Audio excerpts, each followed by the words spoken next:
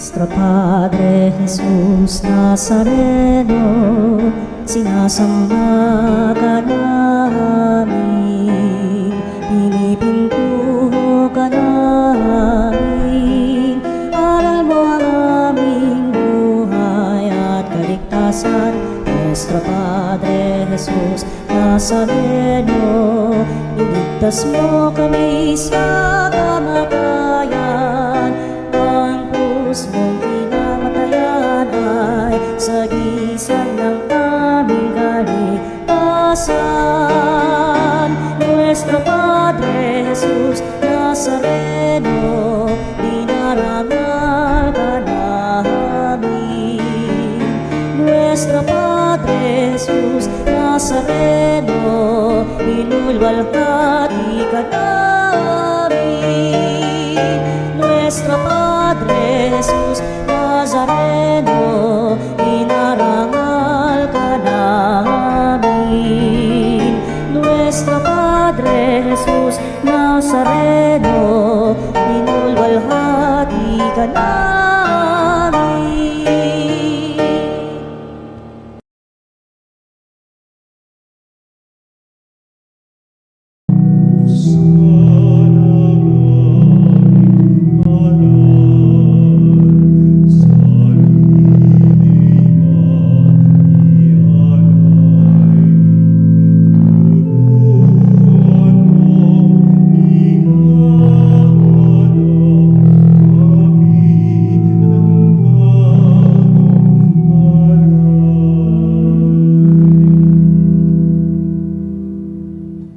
Sa ngalan ng Ama at ng Anak at ng Espiritu Santo. Amen. Ang pagpapala ng ating Panginoong Jesucristo, ang pag-ibig ng Diyos Ama, at ang pakikipagkaisa ng Espiritu Santo naway sumainyong lahat. At sumainyoin. Minamahal kong mga kapatid, aminin natin ang ating mga kasalanan upang tayo'y maging marapat gumanap sa banal na pagdiriwang. Tayo pong lahat, inaamin ko sa makapangyarihang Diyos at sa inyo mga kapatid, na lubha akong nagkasala sa isip, sa salita at sa gawa, at sa aking pagkukulang.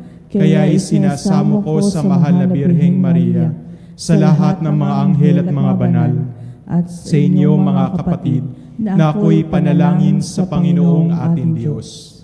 Kaawaan tayo ng makapangyarihan Diyos, patawarin tayo sa ating mga kasalanan, at patnubayan tayo sa buhay na walang hanggan. Amen. Panginoon, kaawaan mo kami. Panginoon, kaawaan mo kami. Kristo, kaawaan mo kami. Kristo, kaawaan mo kami. Panginoon, kaawaan mo kami. Panginoon, kaawaan mo kami. Papuri sa Diyos sa kaitaasan.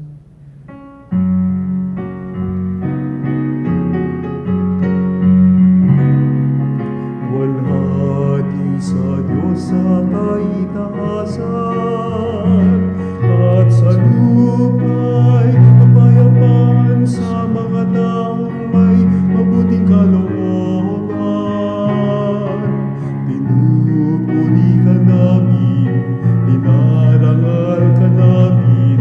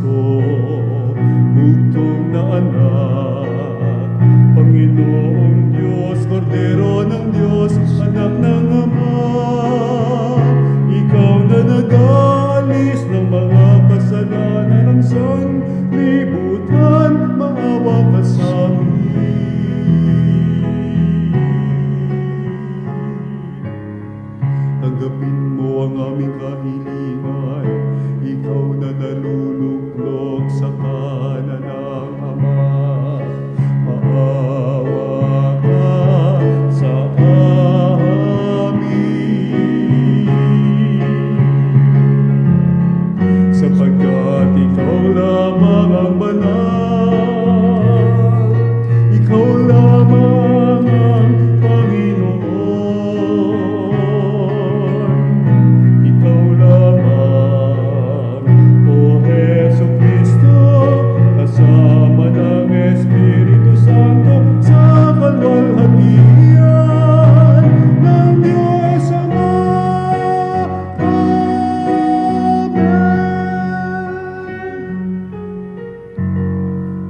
Manalangin tayo. Ama naming makapangyarihan, niloob mo ang iyong salita ay maging totoong tao sa sinapupunan ng mahal na Birheng Maria. Kaming sumasampalataya na Diyos na totoo at tao ring totoo ang aming tagapagligtas, ay pagindapatin mong makasalos sa kanyang pagkadiyos sa pamagitan niya kasama ng Espiritu Santo magpasawalang hanggan. Amen. Pagbasa mula sa aklat ni Propeta Isaías. Noong mga araw na iyon, ipinasabi ng Panginoon kay Akas, "Humingi ka sa akin ng palatandaan, maging sa kalaliman ng Sheol o sa kaitaasan ng langit." Sumagot si Akas, "Hindi po ako hihingi, hindi ko susubukin ang Panginoon." Sinabi ni Isaías, "Pakinggan mo, sambahayanan ni David. Kulang pa ba ang galitin ninyo ang mga tao na pati ang aking Diyos ay inyong niyayamot? Kaya nga't ang Panginoon na rin ang magbibigay ng palatandaan. Maglilihi ang isang dalaga at manganganak ng lalaki, at ito'y tatawaging Emmanuel, sapagkat ang Diyos ay sumasa atin." Ang salita ng Diyos. Salamat sa Diyos. Handa ako naririto upang sundin ang loob mo. Handa akong narito upang sundin ang loob mo. Ang mga paghandog, pati mga hain, at ang mga hayop na handang sunugin, hindi mo na ibig sa dambanang dalhin, upang yaong salay iyong patawarin. Sa halip, ang iyong kaloob sa akin ay ang pagbinig ko upang ika'y dinggin. Handa akong narito upang sundin ang loob mo. Kaya ang tugon ko, ako'y naririto. Nasa kautusan ang mga turo mo. Ang nais ko'y sundi iyong kalooban. Akong itatago sa puso ang aral. Handa akong narito upang sundin ang loob mo. Ang pagliligtas mo'y aking inihayag. Saan man magtipon ang iyong mga anak, di ako titigil ng pagpapahayag. Handa akong narito upang sundin ang loob mo. Ang pagliligtas mo'y ipinagsasabi, di ko inilihim sa aking sarili. Pati pagtulong mo't pag-ibig na tapat, sa mga lingkod mo'y isinisiwalat. Handa akong narito upang sundin ang loob mo.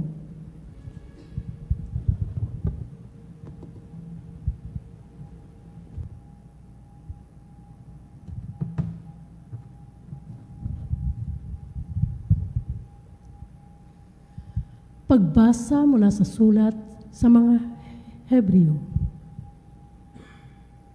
Mga kapatid, ang dugo ng mga toro at ng mga kambing ay hindi makapapawi ng mga kasalanan. Dahil diyan, nang si Kristo'y manaog sa sanlibutan, sinabi niya sa Diyos, "Ang mga hain at handog ng mga hayop ay hindi mo ibig, kaya't inihanda mo ang aking katawan upang maging hain. Hindi mo kinalugdan ang mga handog na susunugin at ang mga handog dahil sa kasalanan.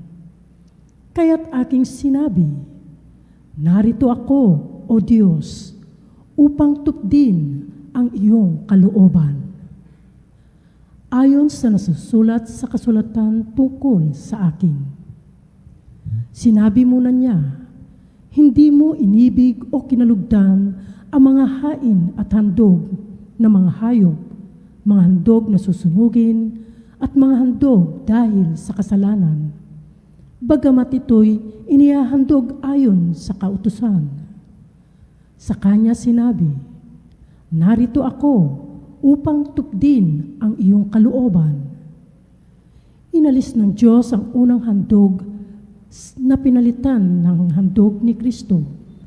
At dahil sa kanyang pagsunod sa kalooban ng Diyos, nilinis tayo ni Hesukristo sa ating mga kasalanan sa pamagitan ng minsang paghahandog ng kanyang sarili.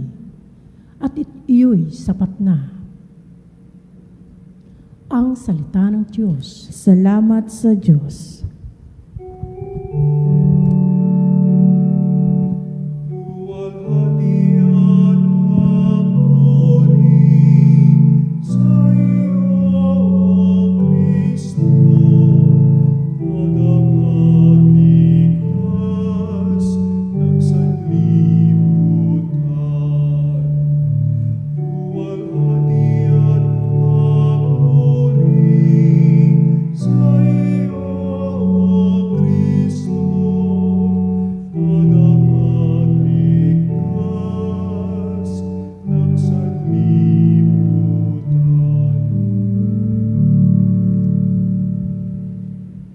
Sumainyo ang Panginoon. At sumainyoin. Ang mabuting balita ng Panginoon ayon kay San Lucas. Papuri sa iyo, Panginoon.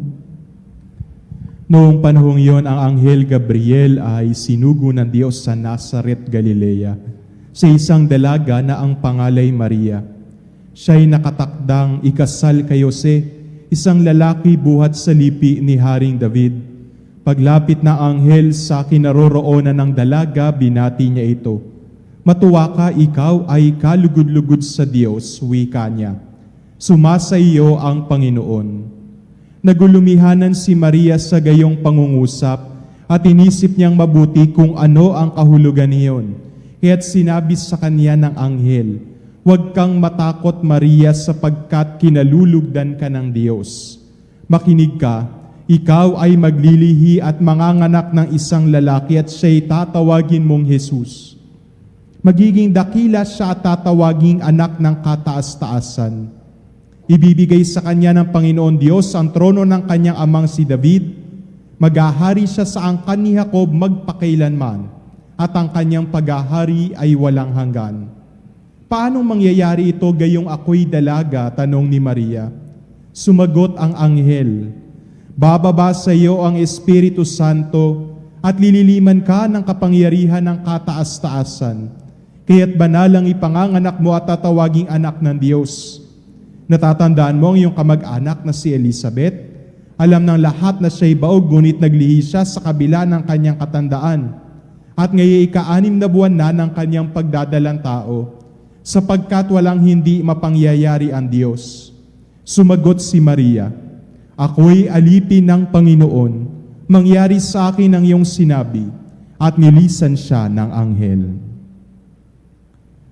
Ang mabuting balita ng Panginoon. Pinupuri ka namin, Panginoong Hesukristo.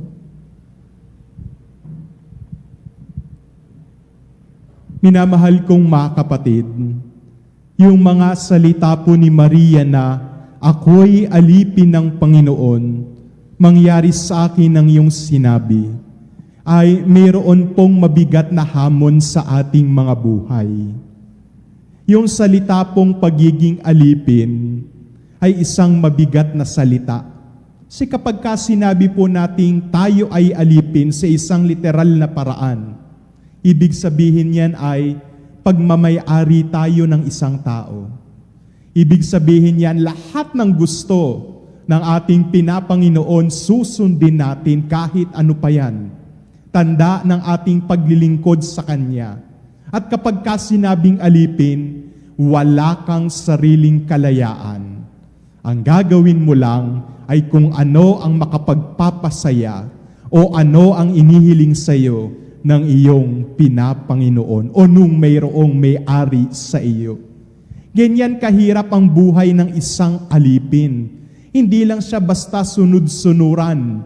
Ibinibigay niya na talaga yung kanyang buong buhay sa nagmamay-ari sa kanya.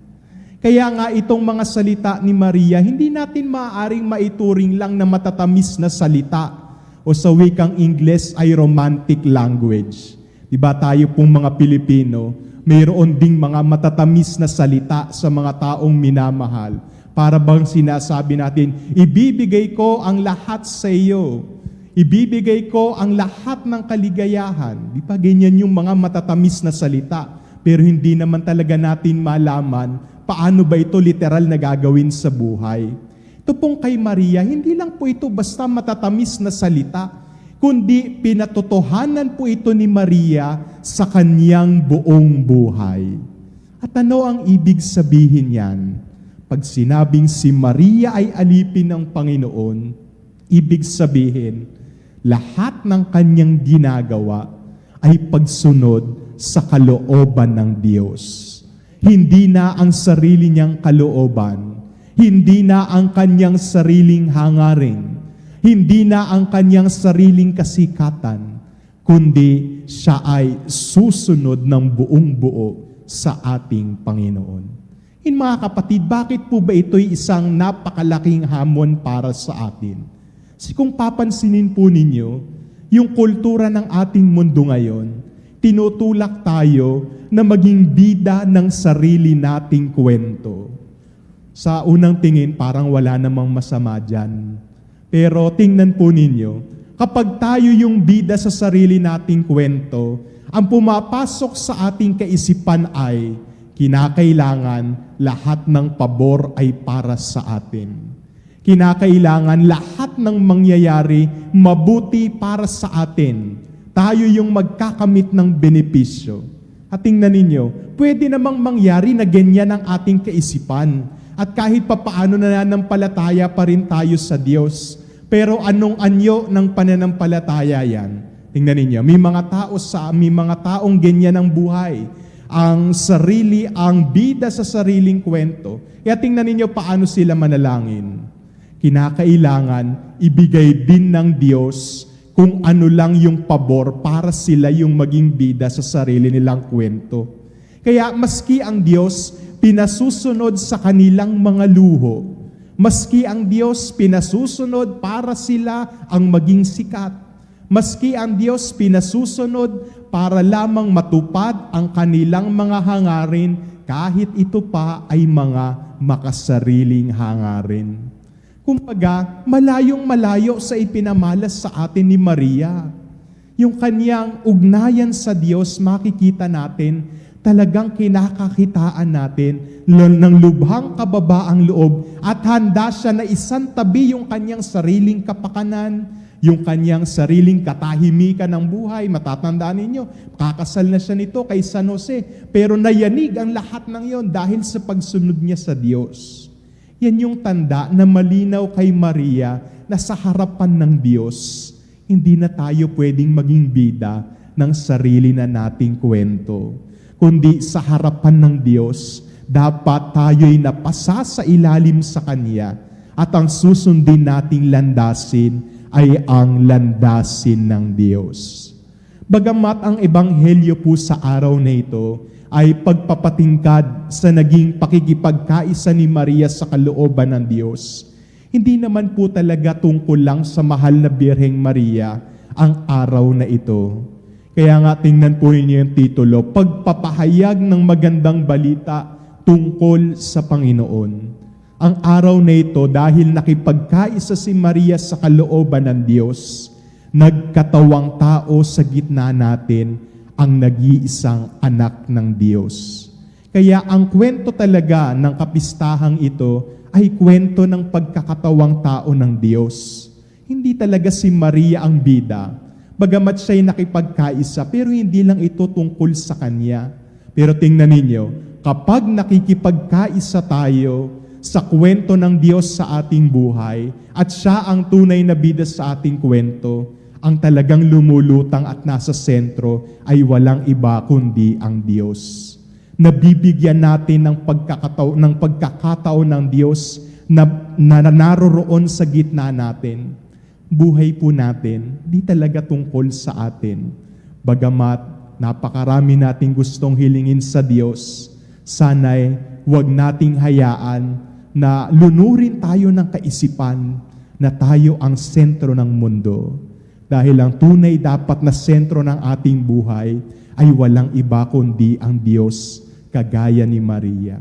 Kaya sa tuwing dinadasal po natin yung orasyon at nagbibigay galang tayo sa pagkakatawang tao ni Jesus, sinasabi din natin yung mga salita ni Maria, "Ako'y alipin ng Panginoon, mangyari sa akin ang iyong sinabi." Sana'y tuwing dinadasal natin ito, maalala natin, hindi tayo ang sentro ng mundo, hindi tayo ang bida. At sana'y may kapakumbabaan natin itong tanggapin, at ito'y walang iba kundi ang Diyos mismo. Amen.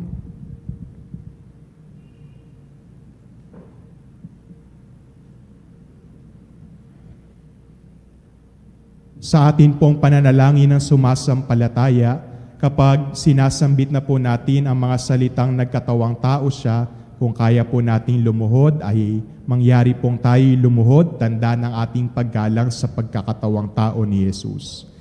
Tayo pong lahat, sumasampalataya ako sa Diyos amang makapangyarihan sa lahat, na may gawa ng langit at lupa. Sumasampalataya ako kay Jesucristo, iisang anak ng Diyos, Panginoon nating lahat. Nagkatawang tao siya, lalang ng Espiritu Santo. Ipinanganak ni Santa Maria ang Birhen, pinagpakasakit ni Poncio Pilato, ipinako sa krus, namatay, inilibing, nanaog sa kinaroonan ng mga yumao, na may 3 araw na buhay na magmuli, umakyat sa langit, naluklok sa kanan ng Diyos amang makapangyarihan sa lahat. Doon magmumula parito at huhukom sa nangabubuhay at nangamatay na tao. Sumasampalataya naman ako sa Diyos Espiritu Santo, sa banal na simbahang katolika, sa kasamahan ng mga banal, sa kapatawaran ng mga kasalanan, sa pagkabuhay na muli ng nangamatay na tao, at sa buhay na walang hanggan. Amen. Dahil sa tapat na pagsunod ng pinagpalang Birheng Maria, nagkatawang tao ang Diyos sa piling natin. Tinatawag tayo ng misteryo ng pagkakatawang tao upang lumapit sa ating mapagmahal na Ama sa pamagitan ng anak na naging tao. Sa bawat panalangin ng atin pong itutugon, Panginoon, pagpalain mo kami sa araw-araw. Panginoon, pagpalain mo kami sa araw-araw. Ang simbahan naway makita bilang kumikilos na buhay na katawan ni Jesucristo. Manalangin tayo sa Panginoon. Panginoon, pagpalain mo kami sa araw-araw. Ang mga taong may mabubuting kalooban, naway maunawaan na nakipag-isa si Kristo sa bawat tao nang siya ay nakipamuhay sa ating piling. Manalangin tayo sa Panginoon. Panginoon, pagpalain mo kami sa araw-araw. Ang mga siyentipiko at teknologo, naway magsikap ng may dakilang layuning itaguyod ang dangal at kaligayahan ng tao. Manalangin tayo sa Panginoon. Panginoon, pagpalain mo kami sa araw-araw. Ang mga inang nagdadalang tao, naway masayang tanggapin ang bagong buhay sa kanilang sinapupunan, katulad ng pagtanggap ni Maria sa kanyang anak. Manalangin tayo sa Panginoon. Panginoon, pagpalain mo kami sa araw-araw. Ang mga yumao, naway mapatawad sa kanilang mga kasalanan. Manalangin tayo sa Panginoon. Panginoon, pagpalain mo kami sa araw-araw. Sa ilang sandali ng katahimikan, ipanalangin natin ang kagalingan at natatanging kahilingan ng ating mga Eucharistic advocates.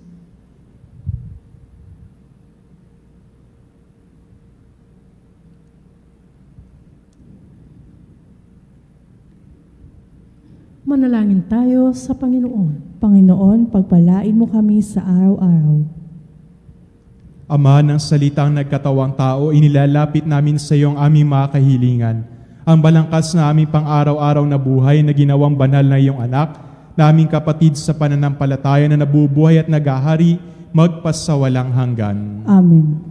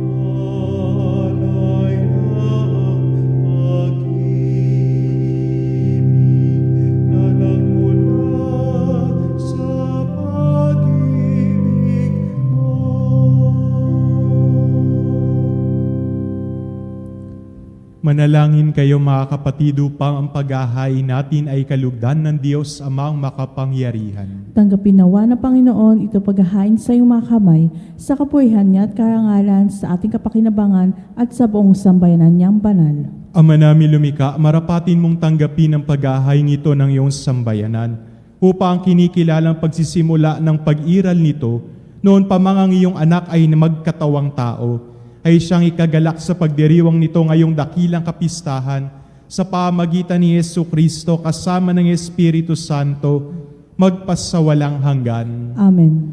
Sumainyo ang Panginoon. At sumainyo rin. Taas sa Diyos ang inyong puso at diwa. Itinaasan namin sa Panginoon. Pasalamatan natin ang Panginoong ating Diyos. Marapat na siya ay pasalamatan. Ama naming makapangyarihan, tunay ngang marapat na ikaw ay aming pasalamatan sa pamagitan ni Yesu Kristo na aming Panginoon. Siya'y naging di na naiiba sa amin noong lukuban ng Espiritu Santo, ang mahal na birheng nananalig sa pagbabalita ng anghel. Siya'y dinala sa sinapupunan ng maibiging inang si Maria, kaya't natupad ang iyong pangako sa sambayanan mong unang hinirang, at naganap ang higit pa sa inaasam ng lahat ng mga bansa ng sangkatauhan. Kaya kaisa ng mga anghel na nagsisiawit ng papuri sa iyo, nang walang humpay sa kalangitan kami nagbubunyi sa iyong kadakilaan. Santo, Santo, Santo, Panginoong Diyos ng mga hukbo,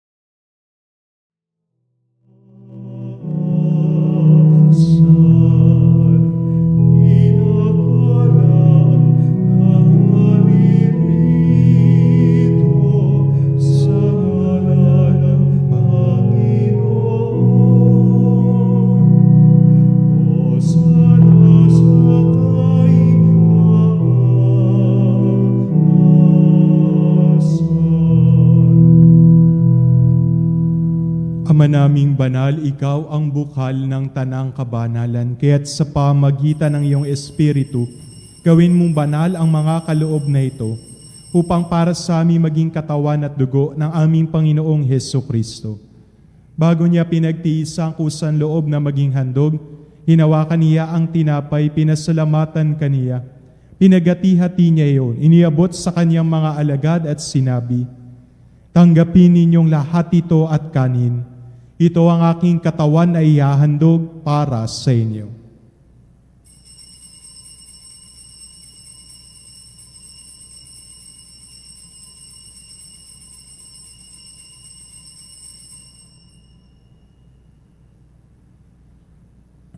Gayon din naman noong matapos ang hapunan, hinawakan niya ang kalis, muli kanyang pinasalamatan. Iniabot niya ang kalis sa kanyang mga alagad at sinabi, "Tanggapin ninyong lahat ito at inumin, ito ang kalis ng aking dugo ng bago at walang hanggang tipan. Ang aking dugo na ibubuhos para sa inyo at para sa lahat sa ikapagpapatawad ng mga kasalanan. Gawin ninyo ito sa pag-alala sa akin."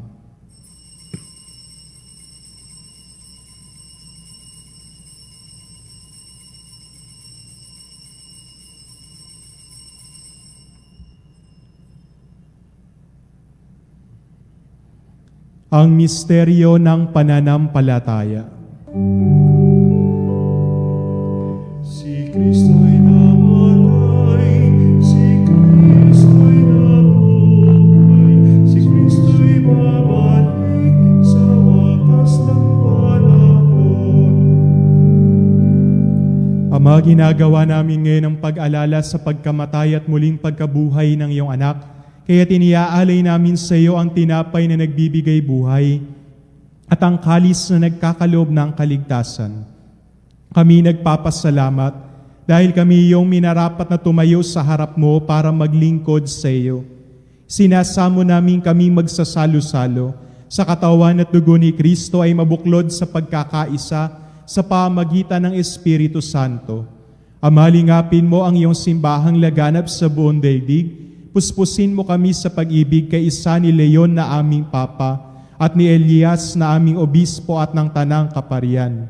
Alalahanin mo rin ang mga kapatid naming nahimlay na may pag-asang sila'y muling mabubuhay, gayon din ang lahat ng mga pumanaw.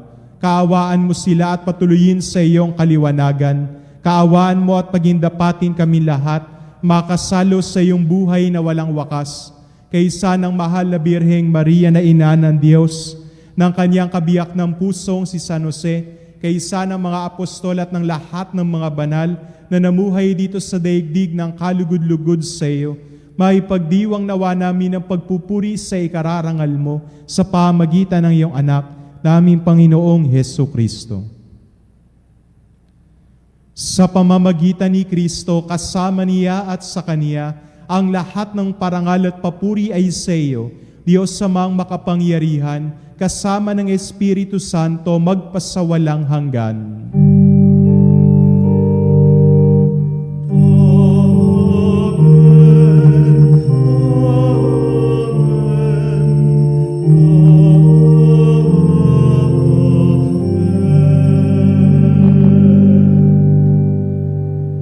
Sa tagubili ng mga nakagagaling na utos, sa turo ni Jesus na Panginoon natin at Diyos, ipahayag natin ng lakas loob.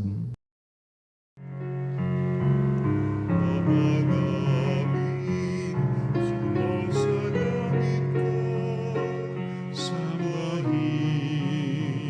ang ngalan mo, mapasa amin ang kaharian mo, sundin ang loob mo, dito sa lupa, para lang sa langit.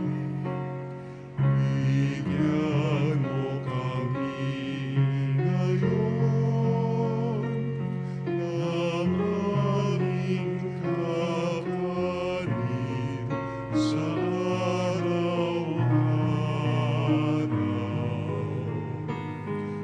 At patawarin mo kami sa aming mga kasalanan, para ng pagpapatawad namin sa nagkakasala sa amin. At wag mo kami ipahintulot sa tukso, at iadya mo kami sa lahat ng masama. Nihiling namin kami adya sa lahat ng masama, pagkalooban ng kapayapaan araw-araw, iligtas sa kasalanan at ilayo sa lahat ng kapahamakan. Samantalang aming pinananabikan ang dakilang araw ng pagpapahayag ng tagapagligtas naming si Yesu Kristo. Sapagkat iyo ang kahayaan at ang kapangyarihan at ang kapurihan magpakailanman. Amen. Panginoong Yesu Kristo, sinabi mo sa iyong mga apostol, kapayapaan ang iniwan ko sa inyo, aking kapayapaan ay binibigay ko sa inyo. Tungayan mo ang aming pananampalataya at huwag ang aming mga pagkakasala. Pagkalooban mo kami ng kapayapa at pagkakaisa ayon sa iyong kalooban, kasama ng Espiritu Santo magpasawalang hanggan. Amen. Ang kapayapaan ng Panginoon ay laging sumainyo. At sumainyoin. Magbigayan kayo ng kapayapaan sa isa't isa.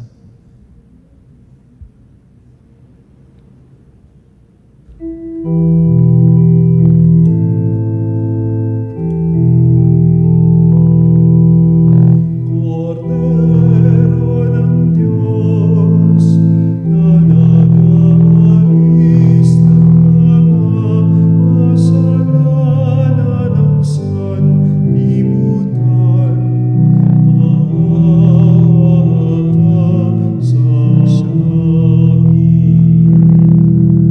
Cordero ng Diyos. Cordero ng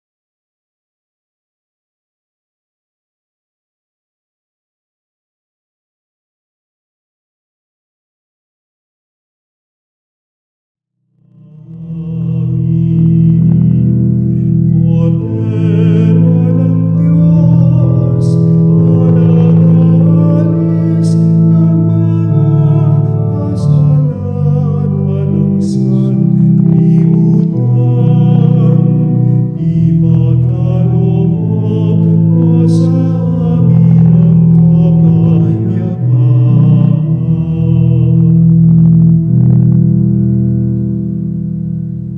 Ito ang kordero ng Diyos, ito ang nag-aalis ng mga kasalanan ng sanlibutan. Mapalad ang mga inaanyayahan sa kanyang piging. Panginoon, hindi ako karapat-dapat na magpatuloy sa iyo, ngunit sa isang salita mo lamang ay gagaling na ako.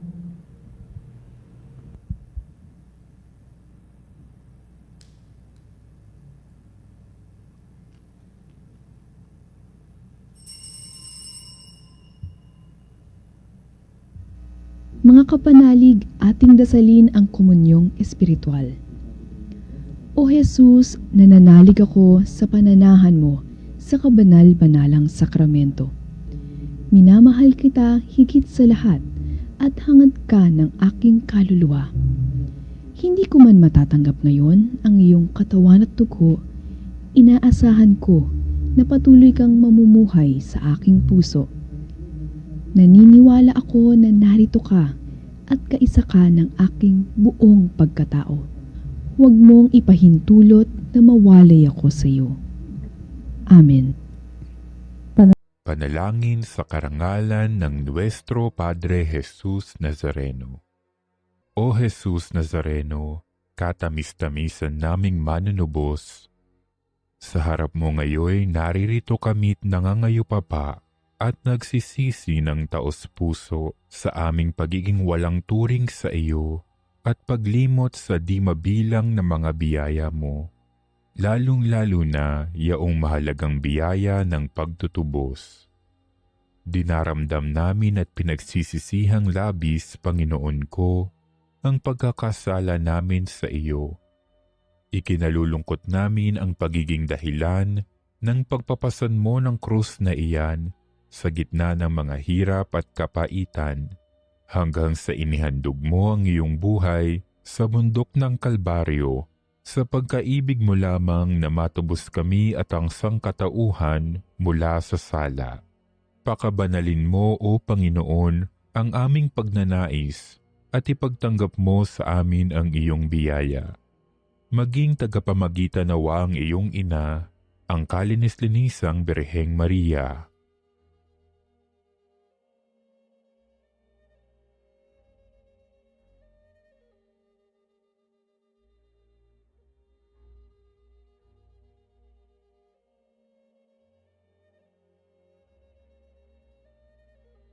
Ama naming makapangyarihan, niloob mong akuin ang iyong anak, ang krus at kamatayan, upang ang sangkatauhan ay matubos at mabuhay.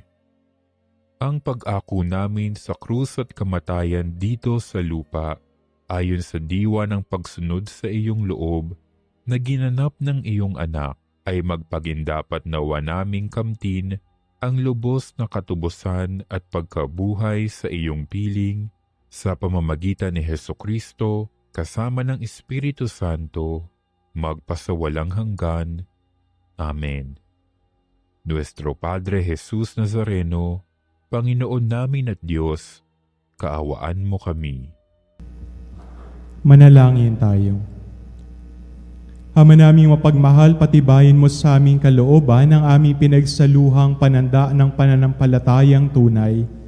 Ang pinananaligan namin Diyos na totoo at taong totoo, na ipinagdalang tao ni Maria sa kanyang sinapupunan, ay siya nawang magpagindapat na kami sumapit sa kaligayahan ng walang maliw na buhay, sa bisa ng kanya nagliligtas na pagkabuhay sa pamamagitan niya, kasama ng Espiritu Santo magpasawalang hanggan. Amen. Ngayon po ay papanalangin po natin ang mga minamahal natin sa buhay na mayroong sakit, karamdaman.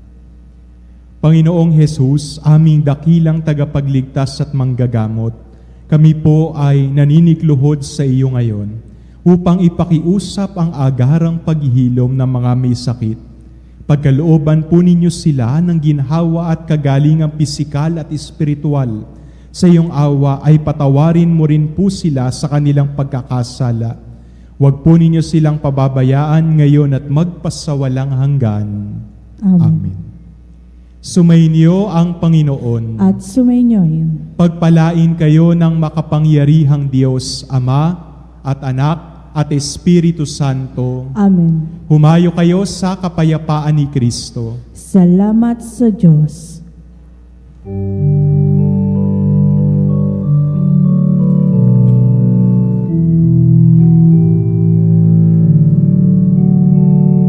Walang sinuman ang nabubuhay para sa sarili lamang.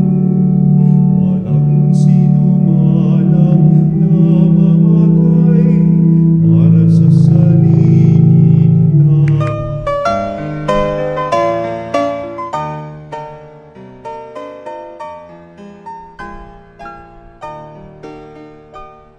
Nuestro Padre Jesus Nazareno, sinasamba ka namin, pinipintuho ka namin, aral mo ang aming buhay at kaligtasan. Nuestro Padre Jesus Nazareno, iligtas mo kami sa kamatayan. Ang krus mong pinamatayan ay sagisag ng aming kaligtasan. Nuestro Padre Jesus Nazareno, dinarangal ka namin. Nuestro Padre Jesus Nazareno, inulwalhati ka namin.